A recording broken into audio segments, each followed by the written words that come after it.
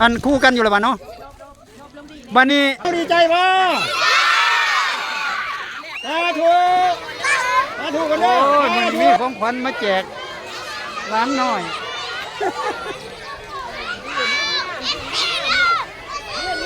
เบิ่งก่อนโอ้โห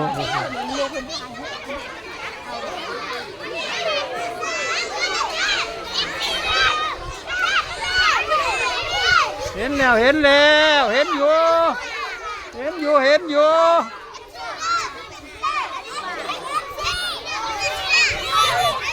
โอเค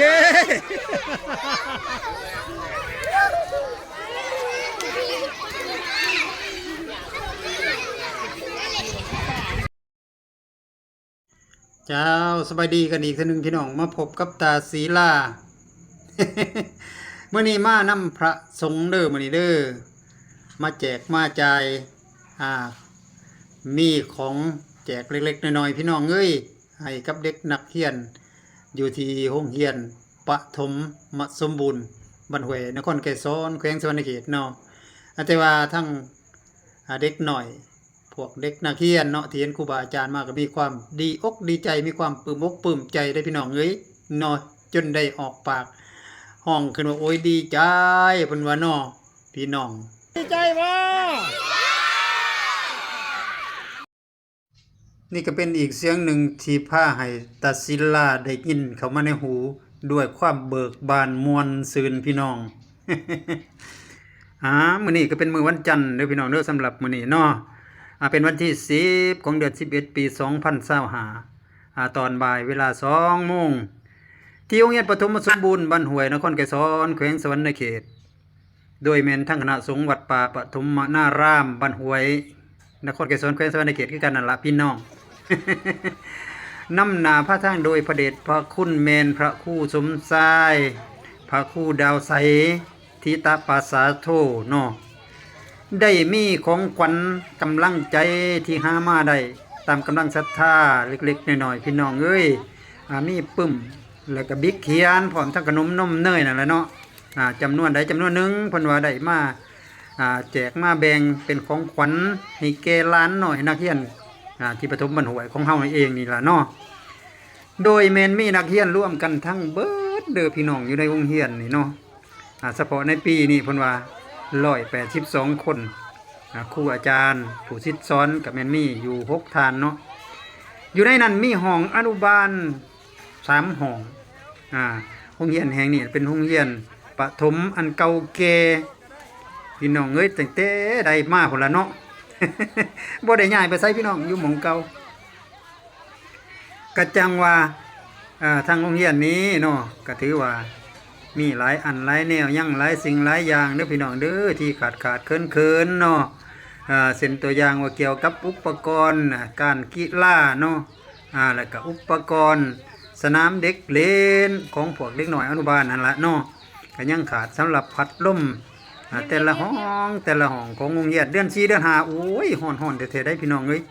ยเพราะว่าบ้านเฮาเป็นนั่น ตกส่วงเดือน4เดือน5มันแล้วฮ้อนโลดเพิ่นว่า โอ้ยเนาะแต่ศิลาเราก็สร้างว่าอ้าวมื้อนี้ก็ดีอกดีใจ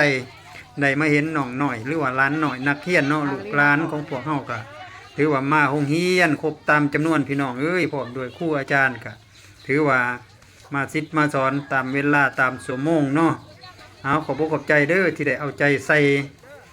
แล้วก็อย่างไรก็ตามพี่น้องในการแจกจ่ายของขวัญในเทื่อนี้ถึงแม้นว่าจะบ่ทั่วบ่ถึงก็ตามเด้อตั้งแต่ศิลาพาเพิ่นพาเดินพาเลาะนี่ก็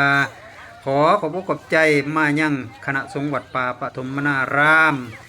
ขอให้เป็นโฮมโพใบใหญ่โฮมไส้ใบหนาให้แก่ออกตนญาติโยมทั้งหลายพร้อมทั้งขอให้เจริญในธรรมบวรพุทธศาสนาต่อไปให้ยืนยาวและขอไว้ใส่ให้พรทั้งครูอาจารย์เด็กนักเรียนจงประสบผลสำเร็จในหน้าที่การงานเนาะขอให้เด็กน้อยในวันนี้จงเฮียนให้เก่งเซ็งให้ได้และเป็นผู้ใหญ่ในวันหน้าพัฒนาประเทศชาติบ้านเมืองให้ก้าวไปด้วยความเจริญรุ่งเรืองมาฮอดนี้ตาศิลาก็บ่มีหยังคือกันเด้อขอกล่าวคำว่า สบายดีสบายดีคนเด้อพี่น้องบายบายบาดนี้ไปแล้วพี่น้องเอาโอกาสหน้าพบกันใหม่แมนเบิร์ดขน้อยเอาสิ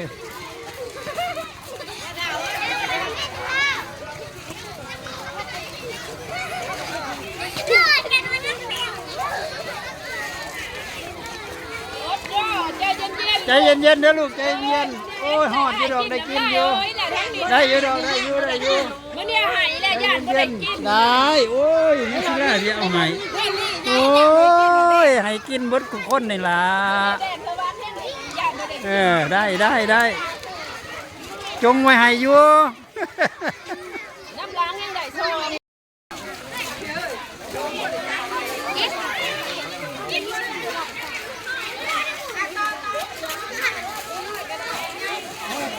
ต่อแถวเข้ามาต่อแถวเข้ามา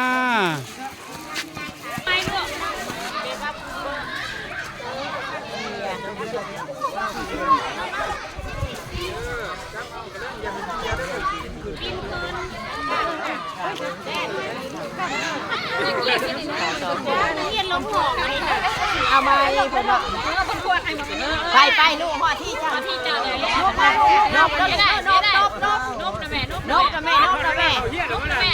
โอ้ยนกไปไหมนกเนี่ย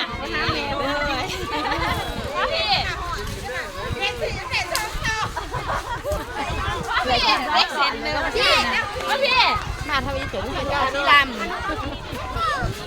เปียกมูตัวนี้กันเล็กเซนนะครับได้กินท้องสีเลยนี่กันหน่อยนะสีลำ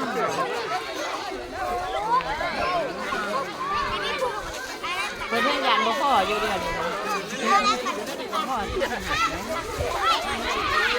มาดูแค่เอาก้อนใหญ่ๆนะก้อนใหญ่ไปกันลูกเบิ้ง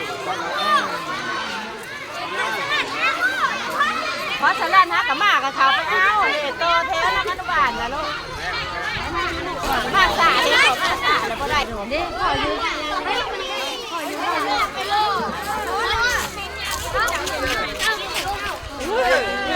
ฮะกับมาบอลนี่กับบ่ฮอดไล่พิษแค่ขนาด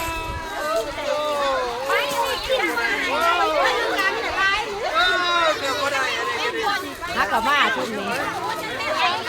นมเป็นยังบ่แน่ได้แล้ว